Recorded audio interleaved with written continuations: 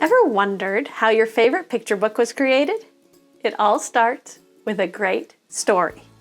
Today I'll show you how to write yours. Start with an amazing idea for your story. And if you don't have one yet, see my video on coming up with a great idea. Take your idea and let's discover how to write it. There are a lot of things to think about when you start your story, such as point of view, plot structure, setting, characters, voice, word choice, emotional impact. Let's go through them together. Hi, I'm Charlotte Glaze, an author, illustrator, and mom. I recently wrote my very first picture book, and I want to show you how to write yours. I'm going to walk you through what I did, the whole process, and what I learned. This is a whole series of videos, so hit the subscribe button to know when I post the next video. Before we dive in, I want to let you know that my picture book, Storm Trucks, is available on Kickstarter right now. Check out the link below, and thank you for your support. So, you've got this incredible story idea, but who's going to tell it? The point of view is the lens through which your readers will experience your story, and it's the first major decision you need to make. There are 3 different points of view in writing. First person means writing from inside the mind of one person, using pronouns such as I, me, we, and us.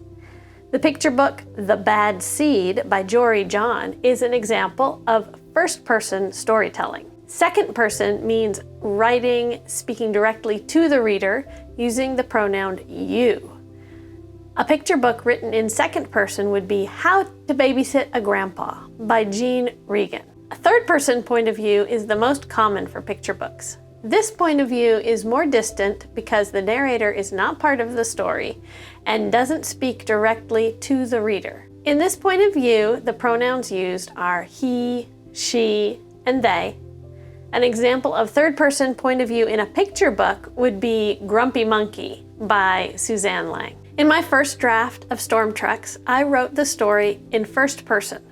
Later, as I edited the story, I found that third person worked much better for my story. Now that we've explored who's telling your story, let's talk about what happens in it. The plot is the backbone of your story, and there are different structures you can use to bring your idea to life. A very basic story plot taken from Invisible Ink, A Practical Guide to Building Stories That Resonate by Brian McDonald, is as follows. Once upon a time, and every day, until one day, and because of this, and because of this, until finally, and ever since that day. I love the simplicity and accuracy of this breakdown of story. It works for any kind of story, from short to epic. Just a quick reminder, my picture book Storm Trucks is live on Kickstarter. Don't miss out on getting your copy along with exclusive stickers and bookmarks. Check out the link below to support this project. A famous plot type is the hero's journey. The main character has life one way, then there's a problem that forces them to change in order to solve it. They try and fail multiple times, making choices that bring them to a point where things cannot go back to how they were at the beginning. It looks like they will never succeed. Then they try one last time and succeed. The story ends with the main character in the new normal that came after this crisis. An example of the hero's journey plotline in a picture book is Journey by Aaron Becker. While completely wordless, his pictures show the standard hero's journey of a child discovering a new world, facing challenges, growing and changing, and returning home changed. Another type of picture book plot is the circular plot.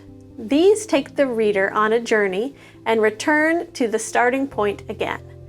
An example of these types of stories is found in the If You Give a Mouse a Cookie series of books by Laura Numeroff. Now let's look at some other styles of picture books. There's the list, such as 17 Things I'm Not Allowed to Do Anymore by Jenny Ophel. There's the how-to guide, such as How to Read a Story by Kate Messner. Another type is the cumulative story, where one thing leads to another.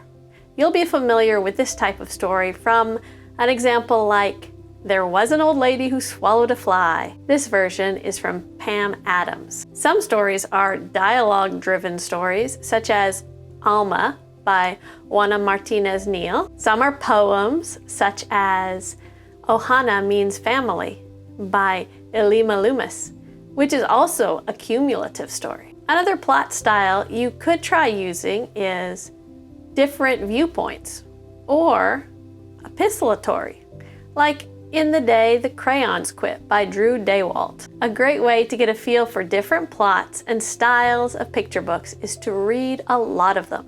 A lot. Soon you will see the patterns and repetitions in the story arcs and the styles of the stories. With your plot taking shape, it's time to think about where your story unfolds. The setting can add depth and context to your story, bringing your readers into the story. It's a great move to try out your idea in a few different settings. Would this story be better in the city, or in the country, or in the wilderness? What about changing the time period?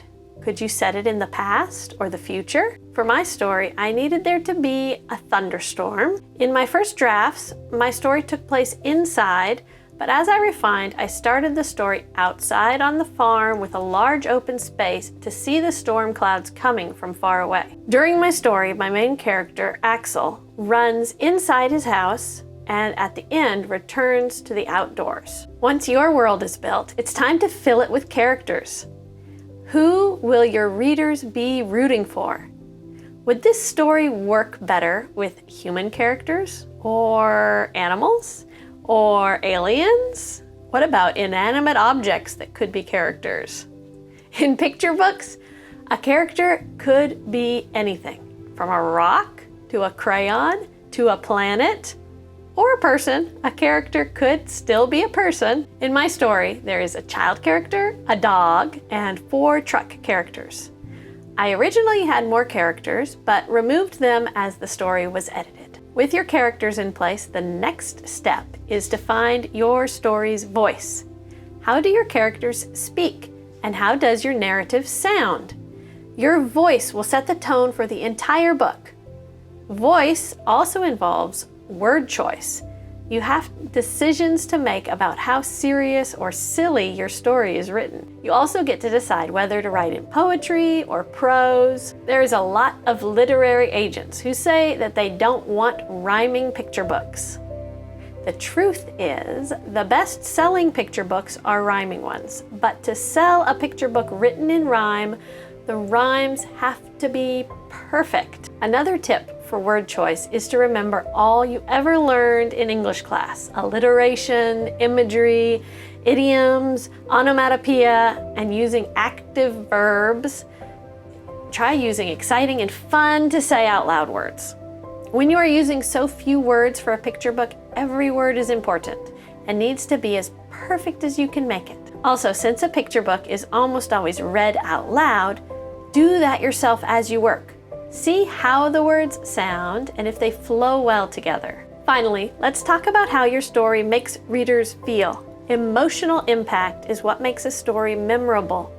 Whether you want your readers to laugh or cry, work at crafting a story with an emotional punch.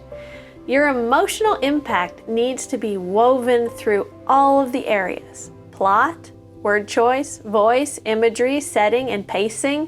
Whew! We've covered a lot today. Each of these elements plays a crucial role in bringing your story to life. All of these topics could be videos all by themselves. I have links below to help you get started. One organization I have found really helpful is SCBWI, the Society of Children's Book Writers and Illustrators. My local branch of SCBWI, Oklahoma, Arkansas, has been instrumental in helping me grow as an artist and writer. That's all for this session. I will be posting more videos about my journey of writing and illustrating on my first picture book. So please subscribe to be notified when the new videos are posted. Thanks for watching. If you enjoyed this video and want to support my work, head over to Kickstarter to back Storm Trucks. Click the link below to check it out, and I appreciate your support.